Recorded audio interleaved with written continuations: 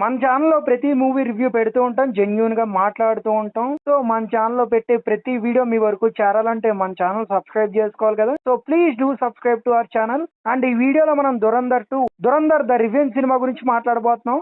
And video start చేసే ముందు అందరికి ఉగాది శుభాకాంక్షలు. ఇప్పుడే దురంధర్ 2 సినిమా చూపించండి రా ప్రీమియర్. ఈసారి తెలుగులో డైరెక్ట్ రిలీజ్ అవుతుంది. తెలుగు టికెట్స్ బుక్ చేసుకున్నాను రా. ఏమైంది ఏంటో కానీ మార్నింగ్ నుంచి క్యాన్సిల్డ్ అని వచ్చింది టాక్. థియేటర్ బాబు సర్లే ఇంకేం చేస్తామని అలా బుక్ మై షో ఓపెన్ చేసి చూస్తే టికెట్ రిఫండ్ అవుతుంది అని చెప్పాడు. సర్లే ఇంకేం చేస్తాం, సినిమా మీద ఉన్న కుతూహలం వేరు, మనకు ఆత్రం ఆగదు. ఎలాగైతే ఏ లాంగ్వేజ్ అయితే చూసేయాలని వెంటనే హిందీ బుక్ చేసుకుని వెళ్ళిపోయాను. ఓకే, ఎందుకు ఎలా ఉంది ఎక్స్పీరియన్స్? బాగుందిరా, చాలా ఎంగేజింగ్ ఉంది. రన్ టైం అనేది అవుట్ ఆఫ్ ది బాక్స్ దాటిపోయింది. ఎలా ఉంటుందో అంతసేపు ఎంగేజ్ చేస్తాడా లేదా అనే డౌట్ తోనే వెళ్ళాను, కానీ చాలా ఎంగేజ్ చేసాడు సినిమా. దాదాపు 4 గంటలు అనుకుంటా కదా థియేటర్లో కూర్చున్నది నువ్వు? దాదాపు 4 గంటలు కూర్చున్నాను. దురంధర్ పార్ట్ 1 లో ఏవైతే ముళ్ళేసాడో దురంధర్ పార్ట్ 2 లో అవి కరెక్ట్ గా ఇప్పాడా లేదా? నీకు ఎక్కడైతే కథ ఎండ్ అవుతుందో అక్కడి నుంచి స్టార్ట్ అవుతుంది కథ. 1 లో నీకు స్టోరీని ఎలా నరేట్ చేశాడు, చాప్టర్స్ లాగా ఎలా చెప్పాడు, ఇక్కడ కూడా అలాగే చెప్పాడు. ఇక్కడ వాడిన చాప్టర్స్ లో ఒక యూనిక్ స్టైల్ వాడాడు.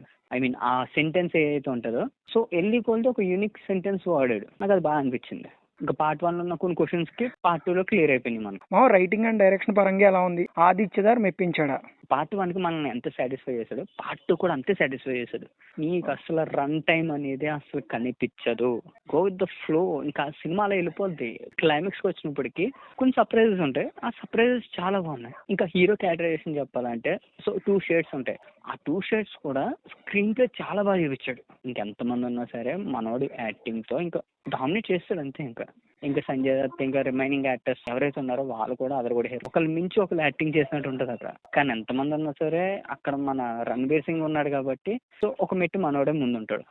దురంధర్ పార్ట్ 1 వచ్చినప్పుడు మొత్తం రెహమాన్ డకైట్ డామినేషన్ చూసాం. రెహమాన్ డకైట్ లేని లోటు తెలిసిందా? ఇంకా ఎక్కువ చెప్పేస్తే సినిమా గురించి చెప్పేస్తాను. మరి నేను ఏదైనా ఉంటే ఇంకా థియేటర్కి వెళ్ళి చూసుకోండి.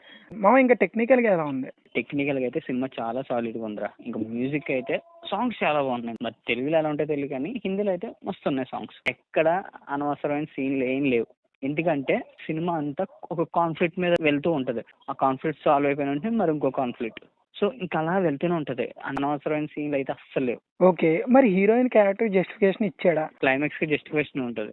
ఓవరాల్ గా చెప్పాలంటే దురంధర్ పార్ట్ 1 లో దృష్టిలో పెట్టుకుని దురంధర్ పార్ట్ 2 కి నువ్వు ఎంత రేటింగ్ ఇస్తావు? I mean better than that or satisfaction levels తక్కువ ఉన్నాయా?